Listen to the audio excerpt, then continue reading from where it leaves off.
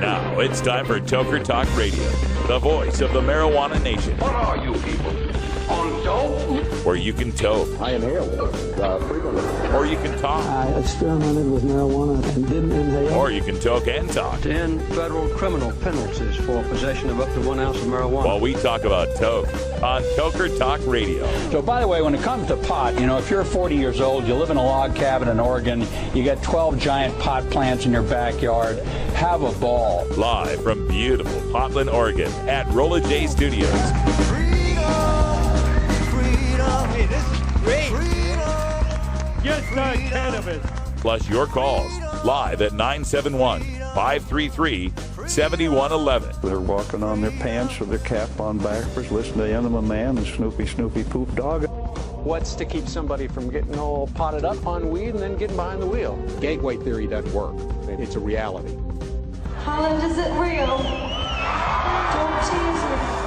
We're locking up people that take a couple of puffs of marijuana, and the next thing you know, they got 10 years. And now, here's your host, the guru of ganja graphics, the sultan of sativa statistics, and the worst nightmare of a reefer mad prohibitionist. A polite, perspicacious, productive pothead with a propensity for PowerPoint. Radical Russ Belville. Let's get ready to rumble! Oh, yeah. That sounds like a good idea to me. Ready to rumble with any rehabitionists that come my way. Oh, I thought you said you were to run a bowl. Ready to what? Run a bowl. Yeah. Run a bowl? Let's get ready to run bowls! Anyway. Welcome to Toker Talk Radio. We're hanging out here live at Rolla J Studios in beautiful Portland, Oregon. Having ourselves a good time. And got a few stories to talk about, but before we do, how's everyone doing? Hello. We're Chat? talking to you. Chat room. Looking good? No. All right. Glad you're all here. We got a few things in the news today that we're going to cover, and one comes right here from our home state of Oregon. We've got some Oregon news coming up here with respect to that Senate bill, the Senate bill that would allow cities to regulate marijuana dispensaries but not ban them. That was the big thing that was going through, and the latest is that it has cleared the Senate in Oregon and is headed to the House of Representatives, and we're looking forward to that. So this is Noel Crombie, who's writing in the Oregonian. It was unanimously passed by the Senate. Now heads to the Oregon House of Representatives. Now, we've already had a few communities here in Oregon that have passed bans. Expressing concern. Yeah, Medford and Tualatin and a few other places have tried to pass these bans on dispensaries.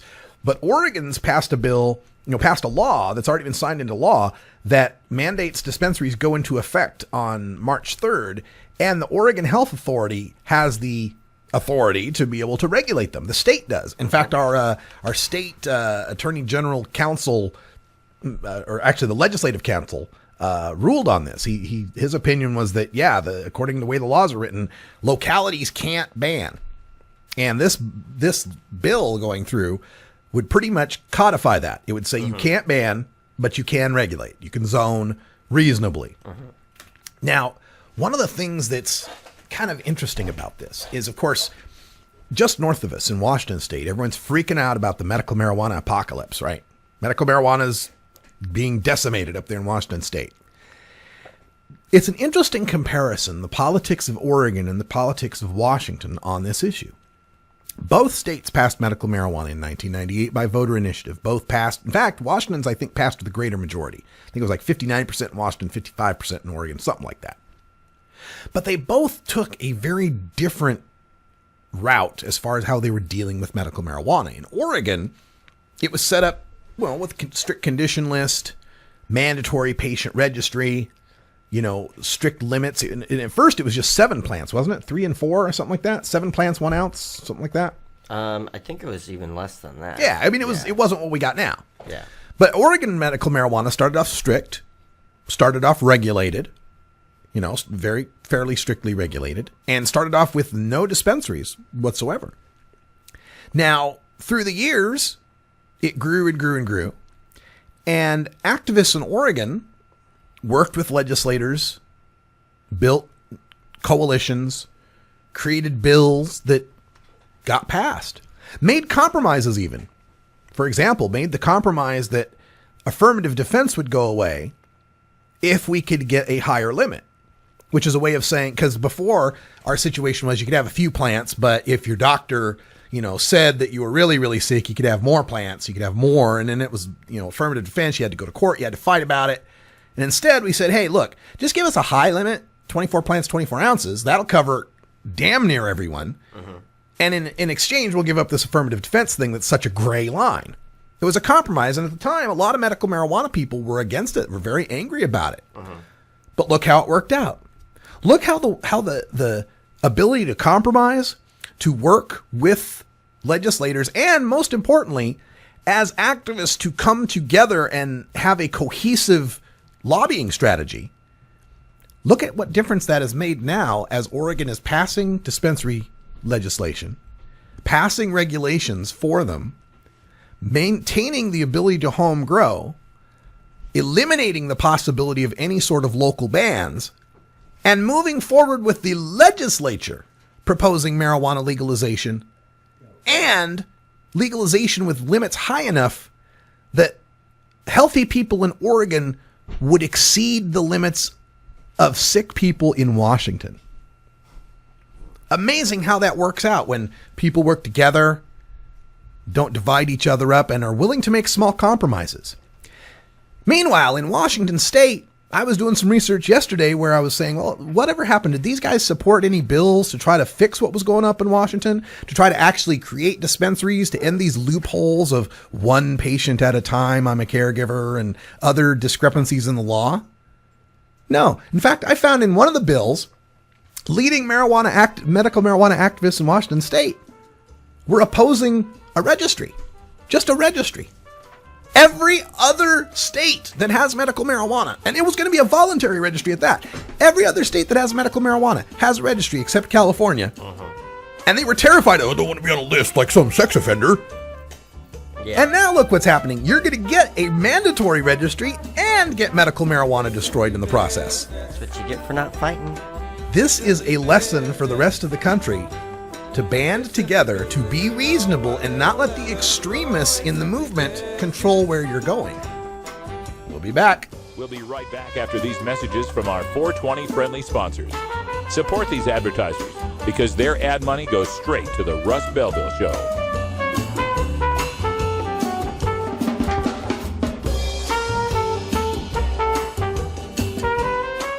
You're tuned into the Russ Belville Show, the voice of the marijuana nation.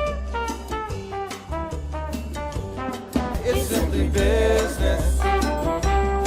It's simply business. It's simply business, you know why they won't let us grow. It's simply business.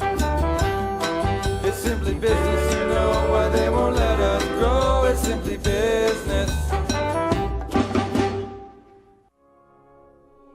The law offices of Omar Figueroa would like to remind you to stand up for your rights. Please do not give up your precious liberties. There's nothing wrong with standing up for our constitutional rights, and in fact, it's the best way to honor the Constitution that recognizes our natural rights. Treat law enforcement with respect and respect the Constitution by standing up for your rights. If you are detained or arrested, stand up for your rights by repeating, I respectfully invoke all of my legal and constitutional rights. I do not consent to any search and seizure. I want to remain silent, and I want to speak with my attorney, Omar Figueroa.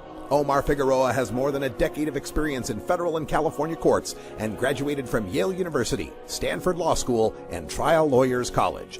Please contact the law offices of Omar Figueroa at 415-489-0420 or 707-829-0215 or on the web at omarfigueroa.com. 420 Radio, your ticket to the Boston Freedom Rally.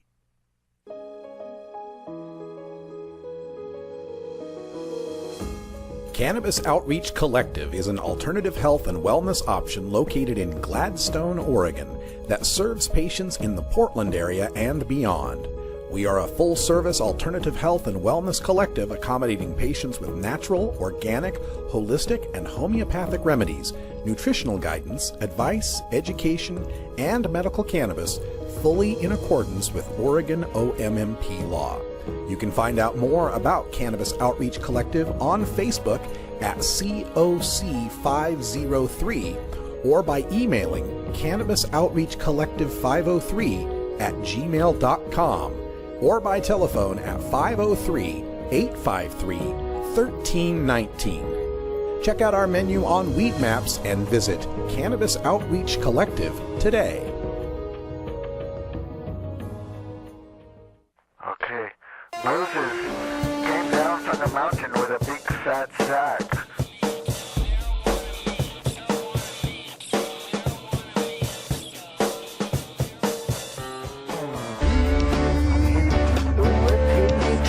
That's right, it's 11 after, and it's Weed to the Rescue here on Toker Talk Radio.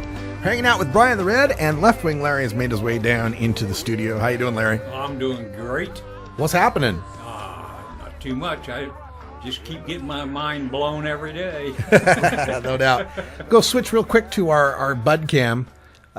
We still have a beautiful little plant growing there. Is this a different one than you brought down yesterday? No, that's the same one. Just one day. One day later. One day closer. Very nice. And by the way, the room, the closet, is beginning to take on a pot smell. I wasn't expecting it because before what I grew was it didn't really start to smell until it started to flower. But this is really putting off the odor already at this little stage. That's cool. Some skunky, It's skunky. Very nice. And by the way, it's 60-40. It's 60% indica, 40% sativa. Very nice. All right, we have a caller calling in from 617 area code. You're on the air with Toker Talk Radio. Oh. Hi, guys. Hello, how are you? From Boston. I'm doing well. Congratulations on the plants, Larry.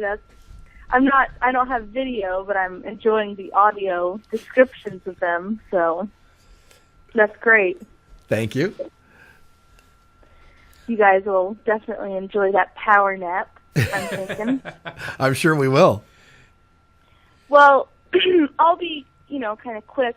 I mainly wanted to continue with the political theme a little bit and see, get a little more thought from you on the California issue. I was really, when I heard your news today about DPA's initiative, not succeeding for 2014 and everything, I'm disappointed. I obviously don't live there, but I certainly was really disappointed by the 2010 debacle. And, I was just really rooting for them to be, among the, maybe even the first to legalize. Obviously that won't happen, or that won't happen now, but, back in 2010, I was really rooting for them and, hoping they would succeed. But I hope, DPA can put something together for 2016 because I think they'll do it right. So I'll let you go and see what you think about that. All right. Well, thanks for your call. And yeah, as far as the California thing goes, it's, California is just tough. You got Northern California grower interests. You got Southern California seller interests. You got medical marijuana interests. You got recreational interests. And then you got your true blue, dyed-in-the-wool, true believer Jack Harrorites. So between all those groups, they have yet to have ever come together to consensus on any one particular strategy or initiative. And this is why California has been so tough. It's not just that it's the largest state and it's going to cost the most money. The estimate's $8 to $10 million to get an initiative passed in California. And you got to get 500,000 signatures to even get it on the ballot. But that's not the biggest problem. The biggest problem is the division amongst the activists themselves and the money players there in California. When Prop 19 came about in 2010, the big players like DPA and MPP didn't have anything to do with it. It was all pretty much funded through the life savings of Richard Lee from Oaksterdam. And even as this one guy was putting a $1.5 million of his own money into legalization and getting, above 50% in the polls, leading up to Election Day. Even as that was happening, the big money stayed on the sidelines because it wasn't their initiative. It was a odd year. It's not a presidential election year. The chances won't be good, whatever the excuses were. And also, people within the marijuana movement were against Prop 19. You had people in Southern California saying, oh, this is going to set up an Oakland monopoly. It'll be an Oakland monopoly. It'll be the only place you can go get marijuana from Richard Lee's Oakland monopoly. You had growers in the north saying, 5x5 grow space. Why? That's a piddly grow space. Why? You can't do anything with a 5x5. That's terrible. We can't have that. I mean, there was all these excuses, all these different groups, all these agendas at play.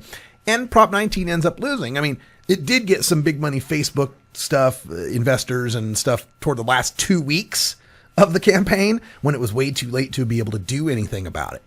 You also have the situation where you have people who bless their souls.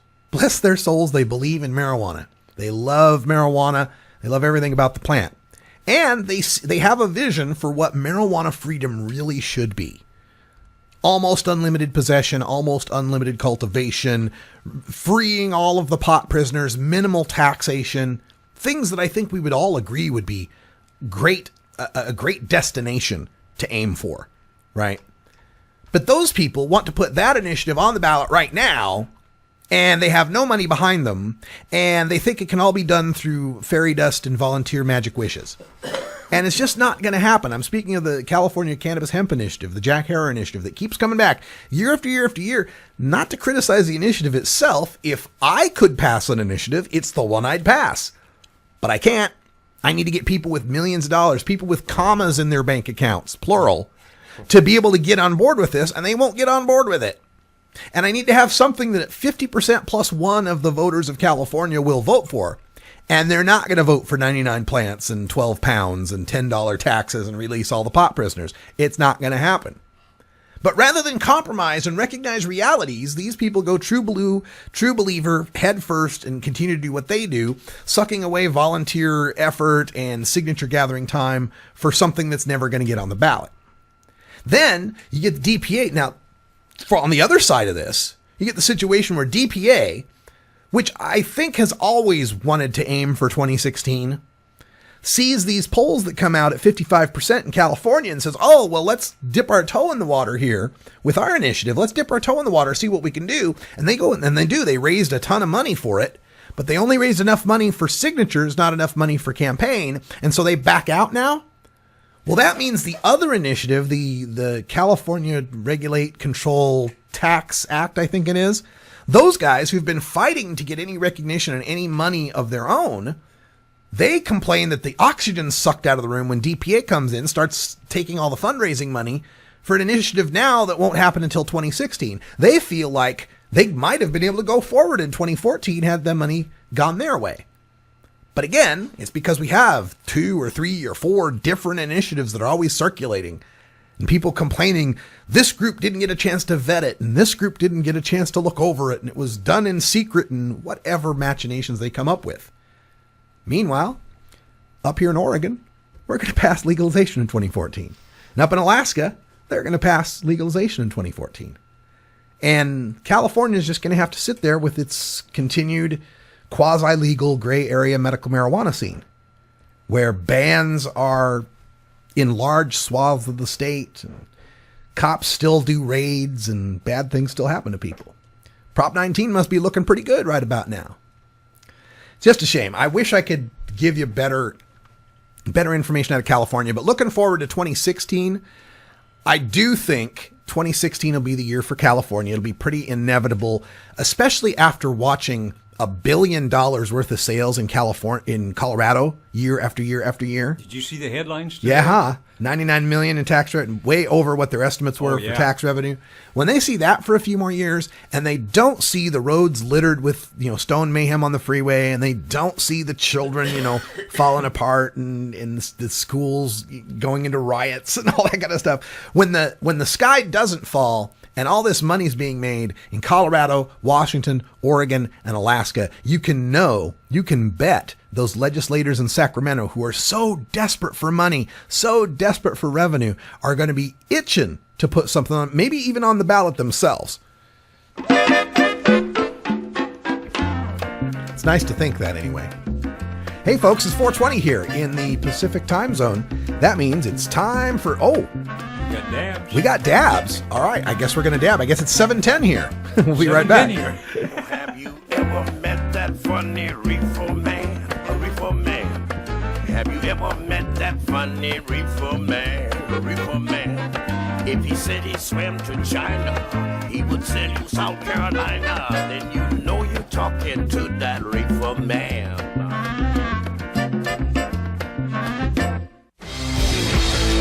When you are starting up a medical cannabis business, you don't just want any attorney. You want a fired-up lawyer who understands the needs of cannabis consumers. The law office of Lauren Vasquez is your fired-up lawyer for the cannabis industry. Lauren Vasquez knows the details of California marijuana law from both a personal and professional angle. Lauren Vasquez rose from the ranks of college normal activist to become one of the Bay Area's best marijuana lawyers. Visit her website, fireduplawyer.com, or call 1-855-MMJ-LAWS for more information. That's 855-665-5297 for Lauren Vasquez, your fired-up lawyer, or email fireduplawyer@gmail.com. The number again is 855-MMJ-LAWS, 855-665-5297 for your fired-up lawyer, Lauren Vasquez. Lauren Vasquez is an activist attorney you can trust. Call today. Marijuana, do you wanna? Mary, do you wanna? Tonight. As marijuana goes mainstream, you need to be armed with the facts.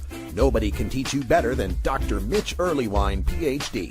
You may know Dr. Mitch from his column in High Times magazine or his weekly appearance on The Russ Belville Show.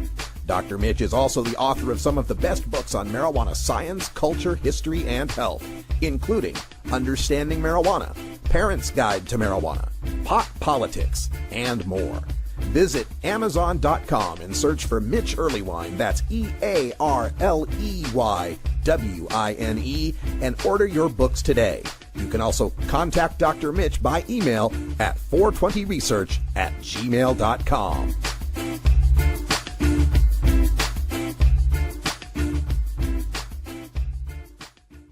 The Herb Thrasher Flower Hour, starring Herb Thrasher and Radical Russ Belville. Fridays at 8 p.m. on 420radio.org.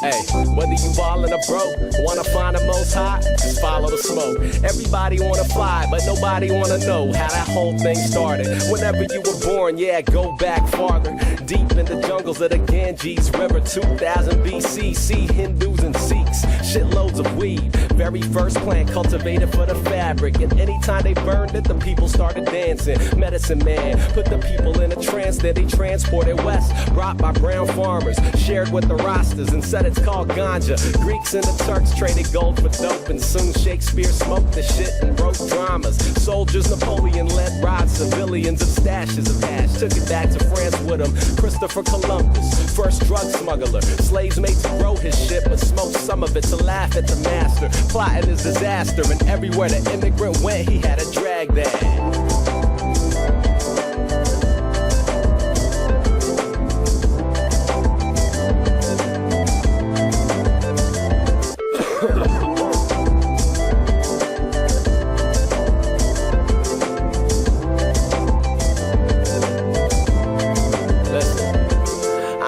The facts. If If I'm mistaken, my bad, I'm just a messenger. Spitting Wikipedia raps, I got a Sean Kemp in my pocket cutting in half. It's 2 Gary Paytons, don't ask, do the math. I know cats who got killed for the SAG, who'd probably be alive if the market for that Bama wasn't banned. You put it in the hands of the many who mark territories in blood. Kinda scary, huh? Ain't even talking about the ones with the badge, the ones still waging that war inside their head, the same ones who probably could use a couple hits. And I wouldn't be surprised if a lot of fuckers did. Make you wanna roll up a J and say, shit, I ain't gonna be the one to get caught for doing this. Cool, you gotta know the rules, how to live. All right, welcome back, Toker Talk Radio. We're dabbed up. It's 25 after. Hope you're having a good time, because we sure are. That's music from Blue Scholars. The song is called Tommy Chong. Hey, a programming note, we'll be doing a replay of the flashback tonight. We're having laptop issues. Yeah, my computer is, hopefully it's not the hard drive, and but it's having trouble starting up, or at least it was before I tried to come here. So bummer. All right, so we'll 8 o'clock we'll have a replay, Red Eyes Reggae Flashback, give you some great reggae tunes. At 10 o'clock tonight, late night, you've got Electric Bob's Electric Bob, yeah. Got the Boogaloo going on tonight. Great electronic music. Check that out. And earlier today at 11 in the afternoon, I was listening to Gordon Green's Music Planet. He had a great program on African blues. Very good stuff. So when is the replay of that? Gordon Green comes on at 1 in the morning Friday nights and 1 in the afternoon Saturday afternoons. Okay, so 1 in the morning Friday nights, that's after the flashback. Yeah. Right on. That's right. And we will keep this lineup going all the way through February. Start of March, we might rearrange some shows, do some lineup changes, but we will keep you informed if we do. Make sure you follow at 420radio.org for those kind of updates. Yeah. All right, so let's see. I had another story that I wanted to get into, and it's this is troubling. To say the least. No. Oh, okay. This is troubling to say the least. University of Washington now, I don't know how, is it pronounced Bothell, Washington? Bothell? Bothell? It looks like bot hell. It's Bothell or Bothell? Bothell? I don't know. Anyway, University of Washington, Bothell, I'm going to say.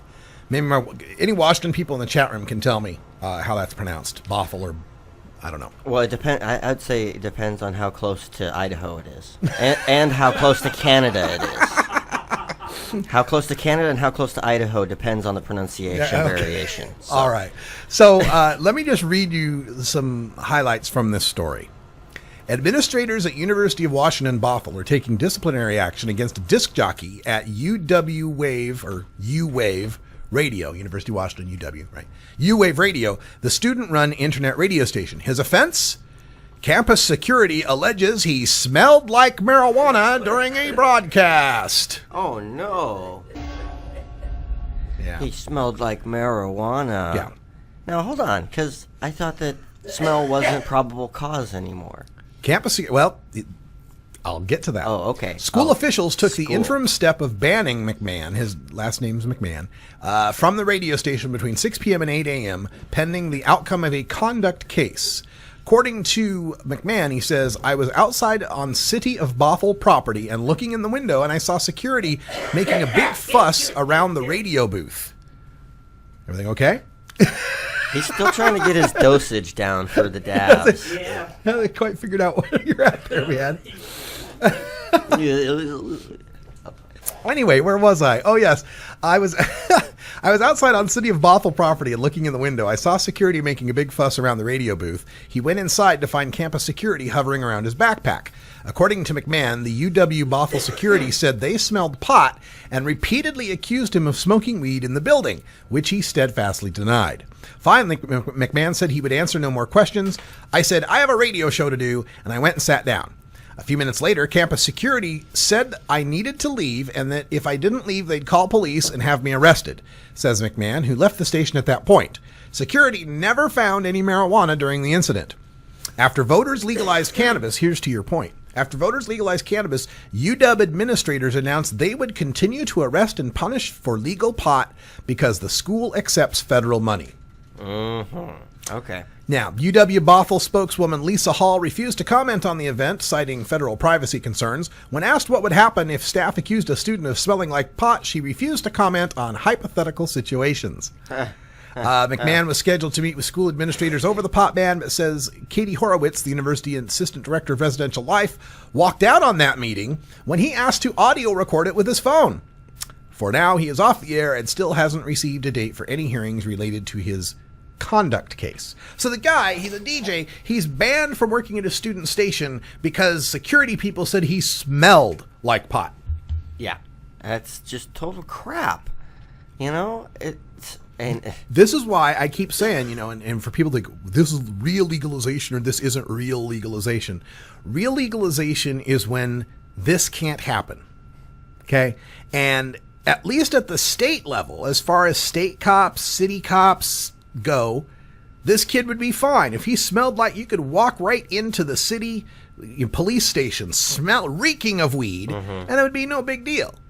But because UW wants to say, well, it's a federally, but that's a really slim plank to stand on when you're talking about just the smell of weed. You have no proof this guy had any weed whatsoever. Yep. Oh man, I sure hope that there's a lawsuit brewing over this. Yeah. For, you know, denying him his rights and keeping him away from the radio station that I'm sure he loves working at. Well, yeah, man, you don't do a radio show unless you love what you do. It's not like you get paid much. Exactly. At all, you know, especially student radio stations. It's volunteer. Yeah, you probably. What's that? He was probably paying to do it. Oh, yeah, exactly, it could be. In tuition and or some fees, radio fee or whatever. That too, yeah. Yeah. So, and furthermore, has there ever been a college radio station where the DJs didn't smell like weed? I don't think so. I thought that was part of the requirements for being a college DJ. Well, see, this all goes back to the scheduling, though. Yeah. Once it comes out of Schedule 1, then they don't have any of that to stand on. I mean, banking, colleges, hospitals, everything. Yeah. I mean, it affects everything. That's the reason I feel, personally, the schedule is the main thing right now. And, you know, there's a lot of people that agree with you and are saying, you know, that the October surprise that we'll get at the end of the Obama administration will be a rescheduling. That would be he's setting things up that things are being set up in such a way now. And this comes from I gotta admit, the left wing Obama's playing chess, they're playing checkers mindset.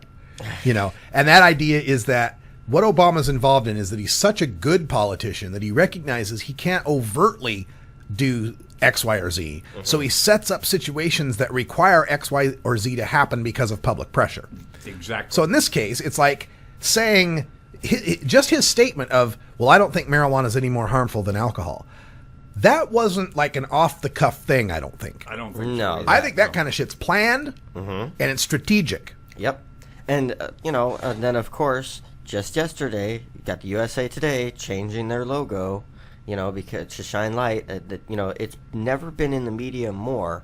You know, sure, for decades there have been people who have had to flee other states because, you know, medical marijuana isn't legal there. You know, they had to go to some place that's friendlier. You mean know. like from Florida to like, Oregon? like from Florida, like from Pittsburgh, like from Alabama. See. Yeah, Alabama. You know, and you know, from Idaho. Yep. And it's. This is what we're we're talking about. This UW student who got busted for smelling like pot, and it just comes down to, like you said, the scheduling is a big issue here as far as what can be done, and it's this interlocking puzzle. And I really think Obama is on the right track as far as how he's setting up the dominoes to fall. Right, like we just spoke with Michael Elliott from the Marijuana Industry Group in our first hour. And talking about how the banks and the banking associations aren't really that sanguine on these new guidelines because, you know, the next administration could be anti-pot and then take them to court and bust them for all, you know, again, if we didn't bust them for the subprime, what's the chance they're going to be doing a perp walk for, you know, approving state legal marijuana funds? But still, that's their excuse that they're given, right? Is that, we'd be breaking the law, right? But I think Obama releases these guidelines Because that sets up a dissonance of, wait a minute, the government wants it to happen, the bankers want it to happen, the people want it to happen, and the only people left to look at is Congress. Like, what's up? Everybody else wants this. Yes. Kind of like what's happening with medical marijuana as well. You know, we're seeing poll after poll and state after state where medical marijuana is in the 88% in New York. It's like 80% almost everywhere else. Yeah. It becomes this overwhelming pressure to make a change. And I think it harkens back to, you know, having some knowledge of history. You know, this was when FDR was being approached by all the socialists and the groups that were wanting union protections and all these different progressive things, you know, the New Deal and you know, Social Security and so forth, where he would say to them, I agree with you, absolutely, now force me to do it. Right. I just force it to happen, because that's what has to happen in politics. There has to, the status quo and inertia are the hardest things to overcome. People like the way things are because they got their racket set up, man. We got our money flow. That was a quote of FDR's, wasn't it? Yeah, FDR. Yeah, exactly. They got their rackets set up. Everything, you know, people got to find a new way to eat after the change comes, right? That's why when there's, for example, in Colorado, where they're getting all that tax money, they're pumping like another 45 million of it back into law enforcement for like DUI patrols and public health for things like, you know, don't drive high campaigns and public health campaigns about, you know, how marijuana could be bad for you, whatever. But that money coming back, you know, there's some buy-in now. Now these law enforcement groups are like, oh, well, wait a minute. We don't have to like lose all our asset forfeiture money. We can actually take a share of the tax money. Now, that offends some people, and when we come back, we'll talk about that angle of it. But that's, I think, one possible way that you get past some of this inertia is to, frankly, just bribe these people. Just bribe them. They've been reacting to dollar signs their entire lives. What's changed? Yeah, exactly. Nothing. I saw a cute cartoon today about how come Bernie Madoff was the only Wall Street banker to go to jail. Yeah. It's because he stole from the 1%, not Right. the 99%. Yeah, that's exactly right. All right, we're going to take a break. Be right back. We'll be right back after these messages from our 420 friendly sponsors. Support these advertisers because their ad money goes straight to the Russ Belville Show.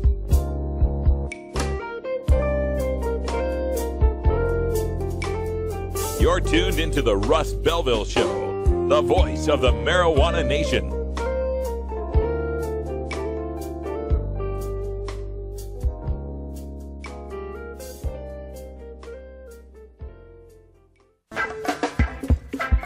I'm Sub Cool from Team Green Avenger. At TGAgenetics.com, we are working on the leading edge of medical strains.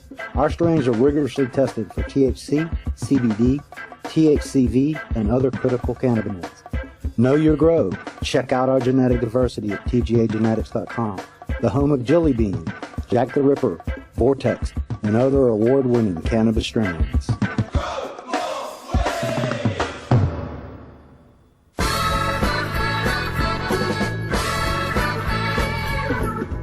Support the Russ Belville Show.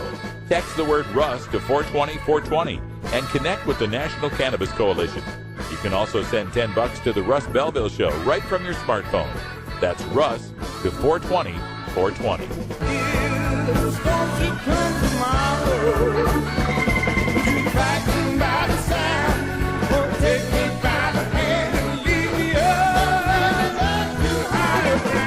You're listening to Radical Russ on the Russ Belville Show.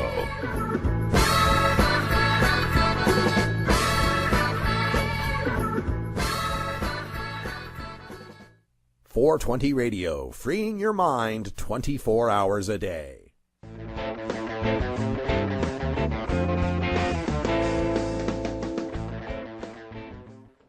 Hi, I'm cannabis. Non-alcohol. Do you know that I can be used to treat a number of physical and psychological conditions like depression, Huntington's disease, and osteosclerosis? Your mother's an osteoporosis. I can also be used to help those who are abusing our friend over here. You know what the problem is with you? You think you're better than everybody else. Hey, look at me, I'm weed. Okay, I actually do prefer to be called cannabis.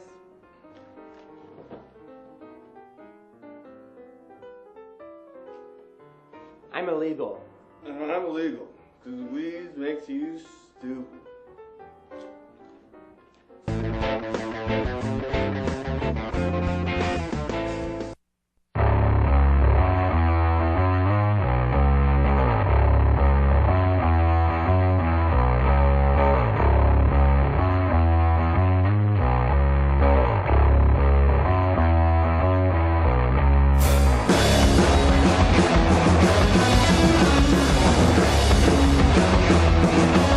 Back, everyone. 20 minutes to 5 here in the Pacific time zone. That's music from Greenleaf with the Timeline's history. And speaking of timelines, if you're watching on our video screen, you can see the return of Clocky. Yay! Clocky is back. Clocky got fixed. Yeah. So we have this, we run our show through Webcam Max. It has these effects. It has this clock effect. I used to use it on all the shows. It was so helpful because when I do my editing, I can see on video as I'm fast forwarding. Yeah, it's my time code. I can see exactly where to split things.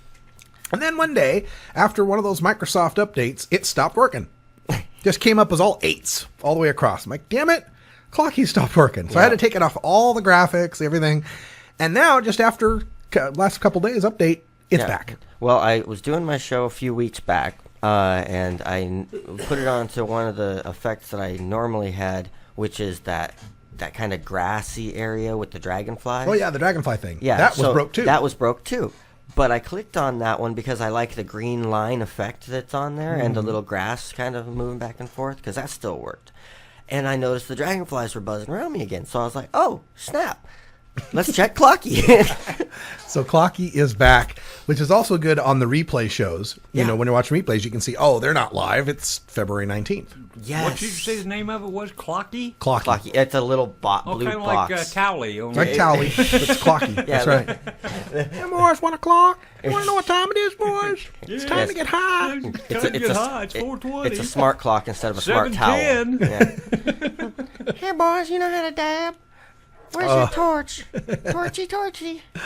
All right. So I want to go back and talk a little bit more about this Washington State situation, because it's, people are freaking out, and I got some more Twitter responses from people today, more Twitter battles about this ban that's coming up. And people, under the bus, being thrown under the bus. That's another one of those things. And this one guy keeps coming back at me, saying that basically everybody should. I gotta find the exact quote here. The medical system works just amazing. If you're too ethical to get a prescription, suit yourself. And this is this attitude of some of the people. Really? That's recommendation, This but we is know what a recreational smoker, right. more than likely. Yeah. That is gaming the medical system. Right. Right. And that's their attitude, is that, well, gosh, we had all these dispensaries. We could have 15 plants and 24 ounces.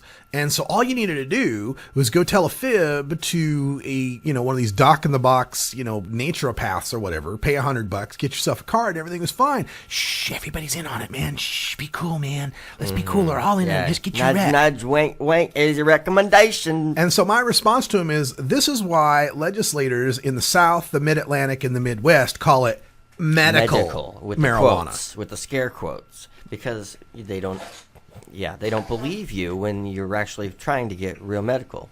So if your we're all like California. so if your perspective is just to take care of yourself, or just your group of friends, or even just your state, then I guess that's a valid point of view. But if you got friends like in Florida with Lou Gehrig's disease, you got friends across the pond with Crohn's disease, you got friends here in this state with multiple sclerosis, you got some seriously ill friends in states that don't allow medical cannabis and can't get it now because they point to the West and say, see, medical marijuana. See all those healthy people with medical marijuana. So no, I guess I am too ethical. I guess I can't be a part of that. I guess I'm not going to lie. And then someone else in the Twitter said, well, you probably have, or maybe it was in the chat, you probably have something in your history that would qualify you. Well, yeah, I do. I've had multiple surgeries on my feet. Okay. And when I had those foot surgeries, I was in a great deal of pain, and they did prescribe for me some Vicodin that was very yummy. I enjoyed it. So at that time, getting a medical marijuana recommendation would have been perfectly valid. But guess what? After about 8 weeks, my feet healed. They don't hurt anymore. And I wear custom-made orthotics that prevent them from hurting for the most part. So, yeah, technically, under the way the laws are written, I could go collect my medical records from those surgeries. I could go to a doc in the box and I could get myself a medical marijuana card. And it would be legal, and I'm not saying it would be unethical to do so, but I just don't see that as what I want to do. I don't want to have to fake it. And maybe it's because myself, I'm not comfortable lying. I'm a lousy liar.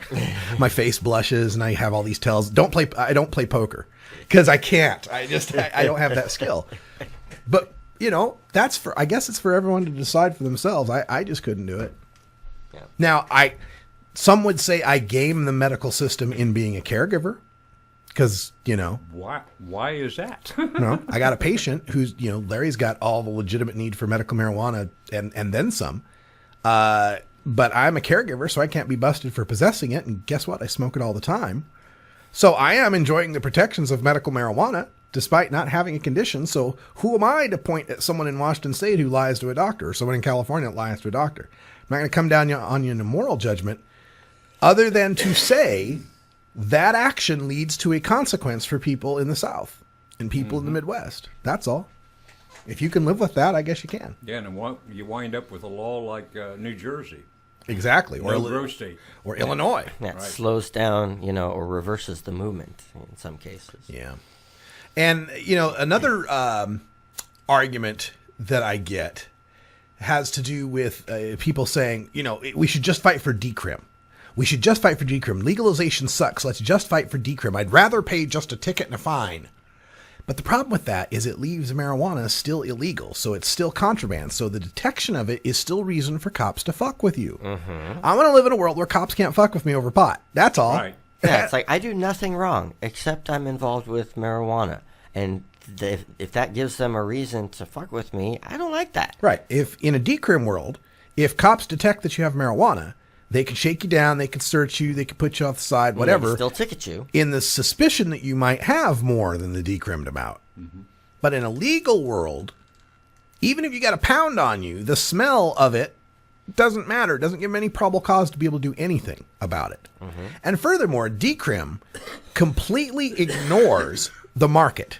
Yeah. It does nothing to address marijuana markets. So you still have people going to prison for growing, for trafficking, and the potential for violence. Yeah, and the problem of supply and demand.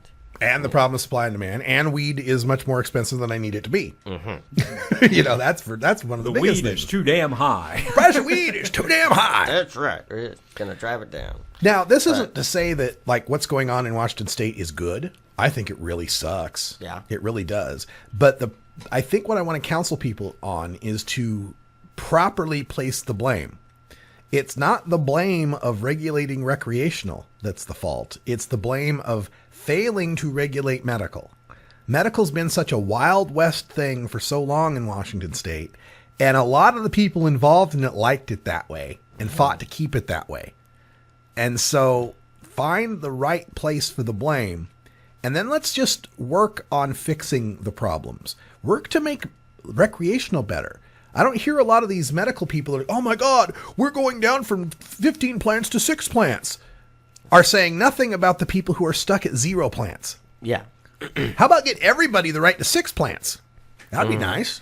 Yeah. And then go from there. Yeah, this is a point or that a 5x5 grow area. brought up with Russ yesterday during a break. Most people don't realize nowadays that the people who fought and won medical were the people who were fighting for recreational and couldn't get it done. They just needed a foot in the door, and the medical did it. And you guys are paying no back to them. They didn't want to stop at just medical. They wanted to fight forward. That's why they didn't stop at decrim in these states, because they wanted to fight forward inch by inch, little by little, so that we, in the end, will not be oppressed because of a plant. And Roachmeat makes a good point in the chat room, and his statement is medical is the gateway to legalization. But I think it also depends on time, right? Medical is the gateway to legalization in 1996 through 2004, I think, right? Mm-hmm. Where people were a little more ignorant about marijuana. But once we have 2 states that legalized, a majority that support legalization, and a clear majority, like 75%, who understand that it's no more harmful than alcohol, and the president saying it's no more harmful than alcohol, I think the medical thing has run its course as far as being useful for us in opening minds that marijuana is not an evil, icky thing. I think people recognize now marijuana is not an evil, icky thing. Medical now just is its own issue. It kind of distracts from the legalization in general by setting up this situation where why we use marijuana makes a difference. And by saying why makes a difference, you tacitly admit that there's somebody, something, some law, some list that is going to designate if your why is good enough. Yeah. And for a lot of people in Washington State that were PTSD sufferers, anxiety sufferers, depression sufferers, I-502s helped their medical needs quite a bit because they couldn't get medical marijuana. And that's the thing. I think some of these viewpoints fail to take into account the entire country and all patients. And only legalization does that. All right. That's a good spot to end that. We're going to take a break. And when we come back, we'll have one more segment. And in this segment, next segment coming up, oftentimes when I worked for Normal, I used to get, Normal doesn't really want to legalize it because then they'll put themselves out of the job. Right? Yeah. And these conspiracy theories. And so I want to give you an idea what Normal does after legalization. We'll talk about Colorado Normal when we come back.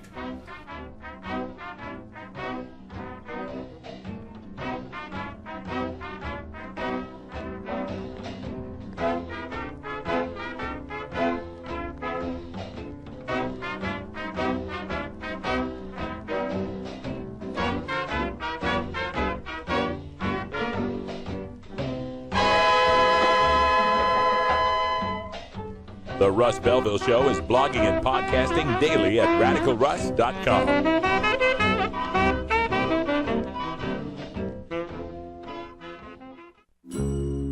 Georgia. Hi, this is Willie Nelson, and I need your help. Alcohol prohibition didn't work in the 20s, and marijuana prohibition isn't working today. It's time we stop arresting law-abiding citizens because they prefer marijuana over alcohol. Nearly 2,000 Americans are arrested every day on marijuana charges. We're unfairly destroying the lives and careers of hundreds of thousands of people each year simply because they smoke marijuana. These are not criminals. They're average citizens like you, good neighbors who work hard, raise families, pay taxes, and contribute to their communities. We need your help to end marijuana prohibition once and for all. It's the fair thing to do. For more information, contact NORML, the National Organization for the Reform of Marijuana Laws. Call toll-free 888-67-NORML or visit their website at norml.org. The Hot Box Podcast with Matt Lee and Ian Baker from Kalispell, Montana, every Wednesday at noon Pacific, 3 p.m. Eastern, 8 p.m. GMT, right here on 420radio.org. Are you or is someone you know a marijuana smoker? Have you or is someone in your family been arrested for a marijuana violation? You need to know the truth about pot. NORML, the National Organization for the Reform of Marijuana Laws, is the most comprehensive source of information regarding marijuana and its effects on health, as well as legal issues. NORML even offers a database of lawyers specializing in cannabis in your area. NORML, the nation's largest and most successful marijuana law reform organization, has spent decades gathering the knowledge and science on everything related to cannabis. NORML is the best resource to find out the truth about marijuana, connect with a lawyer in your area, or help find an end to prohibition. Information is available at norml.org, that's NORML.org, or toll free at 888-67-NORML.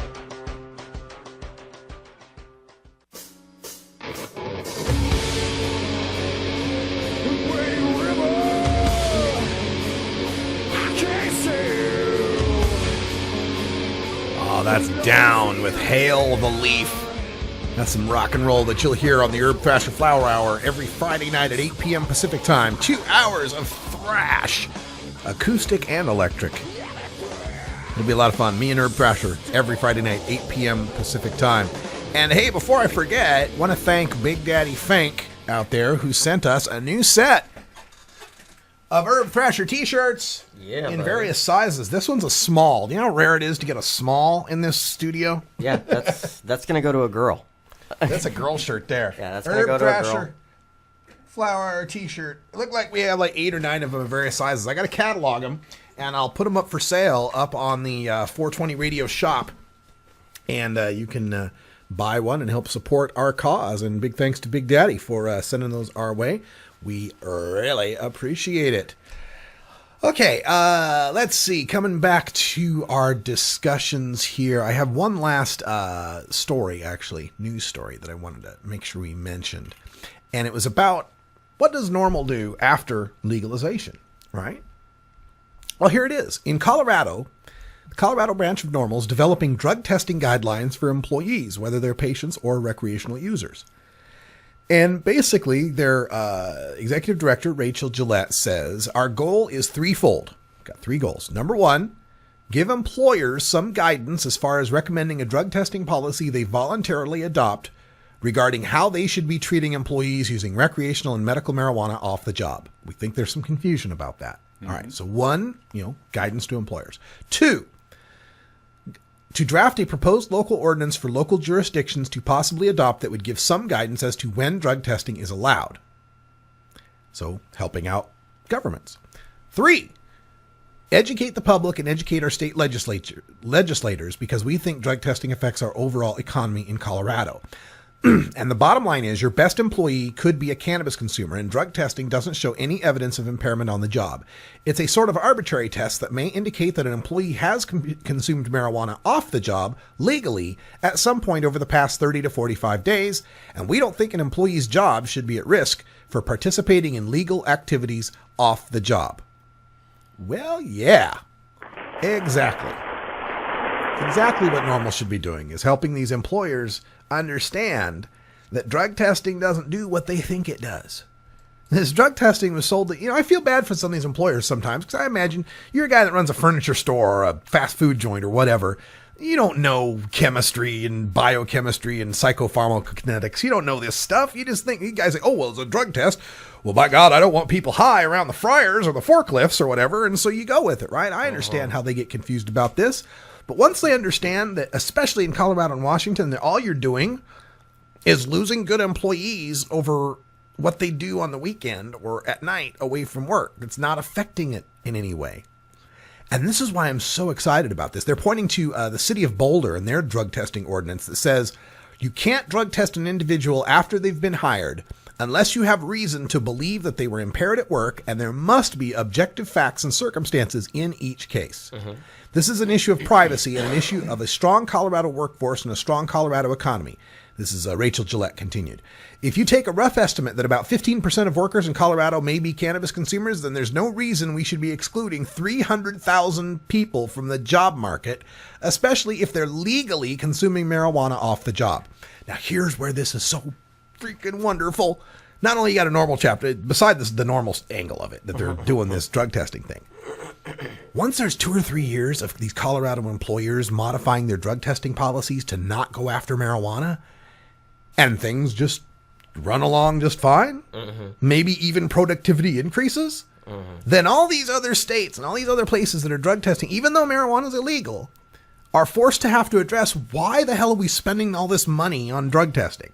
Right. Yep. It makes no sense. It looks like in Colorado, when they legalized it, their businesses and employees behave just fine. It's because the policy was fed to them in the 80s. If marijuana is ever rescheduled, or when it is rescheduled, all the federal laws on drug testing will go away. And that's where it started. Mm-hmm. It started at the federal level, and it was if you were working in a federally funded job. Now, I can remember the first drug test I ever had to take was at a steel mill. I mean, a steel mill. Yeah. Yep, that's what I'm going to be doing. Is as marijuana becomes legalized, I'm moving into killing drug testing. I hate drug testing. It's why I'm here, and so it's why I will keep fighting. But that's all the time we got for today's show. And coming up next, you got Free Weed from Nanny Danko, his episode from the High Times Cannabis Cup. You want to check that out. For Left Wing Larry and Brian the Red, I'm Radical Russ. Until next time, take care of each other, tokers.